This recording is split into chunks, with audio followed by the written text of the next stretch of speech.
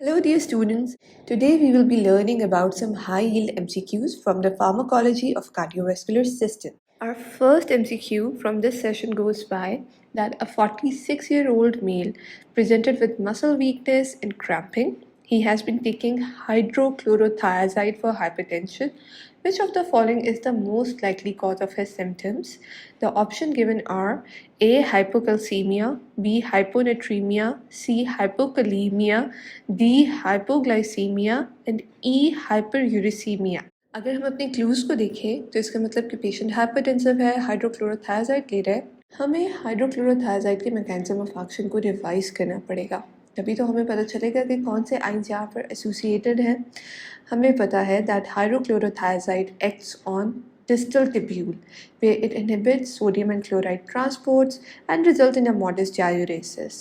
In return, renal excretion of potassium and magnesium is increased and calcium and urate excretion is reduced. यहाँ पे ख़ास बात ये है कि पोटेशियम की एक्सक्रीशन जो है वो ज़्यादा हो रही है, जिसकी वजह से बॉडी के अंदर हाइपोकैलीमिया हो रहा है।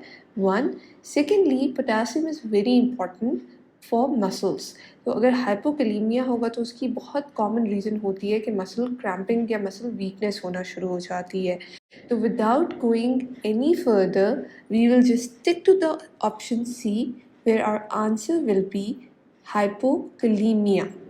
Let's move on to our next question. Which of the following drugs would be most rational to prescribe alone or adjunctively to specifically antagonize both the renal and the systemic effect of the aldosterone hormone excess? A. Amiloride, B. Coniveptan, C. Furosemide, D. Metolazone and E. Spironolactone. अब यहाँ पे अगर हम देखें तो हमसे सिर्फ इतनी सी बात पूछी गई है कि कौन सी ड्रग एंटागनाइज करती है एल्डोस्टेरॉन को। सिर्फ रिकॉल करना है, हमने कॉन्सेप्ट का इतना ज़्यादा रोल नहीं है।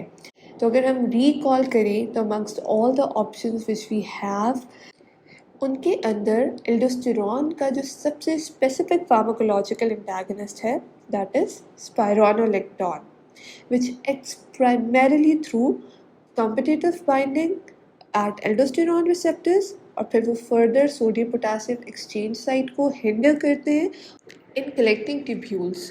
So we will have a very direct approach while answering this question. जब भी diuretics के साथ aldosterone antagonist का नाम आए तो without much thinking spironolactone should be your best choice. Moving on to the third MCQ of our day. It states that a 65-year-old patient was scheduled for surgery to remove a glioma on left parietal lobe. Which of the following drugs would be most appropriately given before and after surgery to prevent increased intracranial pressure? Our options are A. Hydrochlorothiazide, then furosemide, mannitol, triamterene and verapamil. इस statement में हमारे पास दो clues हैं. One, that a surgery is happening, it's a neurosurgery, and the other thing is कि इस neurosurgery के दौरान हमने इंट्राक्रेनियल प्रेशर को कंट्रोल रखना है. अगेन सिंपल कॉग्निटिव रिकॉल है, जिसके अंदर जो हमारा पहला ध्यान जाता है among all these options is mannitol. Why mannitol? Because mannitol intracranial pressure को रिड्यूस करता है by reducing cerebral blood volume, either by raising blood pressure or by reducing blood viscosity, जिसकी वजह से रिफ्लेक्स वेजोकंस्ट्रिक्शन हो जाती है. एक और थेरी ये भी है कि mannitol acts by directly reducing brain water in simple terms. So simply again जैसे ही बात आती है इंट्राक्रेनियल प्रेशर की और डायरेटिक्स का जिक्र होता है तो mannitol should be the first option to spark in your mind. चलते हैं अपनी नेक्स्ट स्टेटमेंट पे. That a hypertensive patient taking an oral diuretic for about 6 months presents with elevated fasting and postprandial blood glucose levels. You check the patient's HbA1c and find it is elevated compared with the normal baseline values obtained 6 months ago. You suspect the glycemic problems are diuretic induced. Which of the following was the most likely cause? And then we have diuretics like acetazolamide, amiloride, chlorothiazide, metoprolol and spironolactone. अच्छा, इसके अंदर we have a few points to ponder. 6 महीने से एक ऐसी diuretic खा रहे हैं जिसको खाने के साथ साथ उसका ब्लड ग्लूकोज लेवल जो 6 महीने पहले था अब उससे बहुत ज़्यादा बढ़ गया है। ऑप्शंस को स्क्रूटनाइज करते हैं, लेकिन उससे पहले मैं आपको याद कराती चलूँ कि पोटासियम एक की कंपोनेंट है for the exocytosis of the stored insulin, यानी इंसुलिन रिलीज़ के लिए पोटासियम इंतहाई इंपॉर्टेंट है। यकीनन इस पोटासियम के अंदर कोई ना कोई गड़बड़ है जिसकी वजह से इंसुलिन की सिक्रीशन ठीक से नहीं हो रही। और अभी थोड़ी देर पहले ही हमने ये डिस्कस किया था कि थायराइड डायूरेटिक्स हाइपोकैलेमिया कॉज करते हैं, तो यहाँ पर हमारे काफ़ी ज़्यादा डॉट्स कनेक्ट हो जाते हैं। सो प्रेजेंस ऑफ माइंड बहुत ज़्यादा ज़रूरी है। सिंपल रिकॉल है कि जब भी डायबिटीज़ के साथ रेज्ड ग्लूकोज लेवल्स का जिक्र आए तो आपने हमेशा याद रखना है that it is a effect which is particularly related to thiazide diuretics.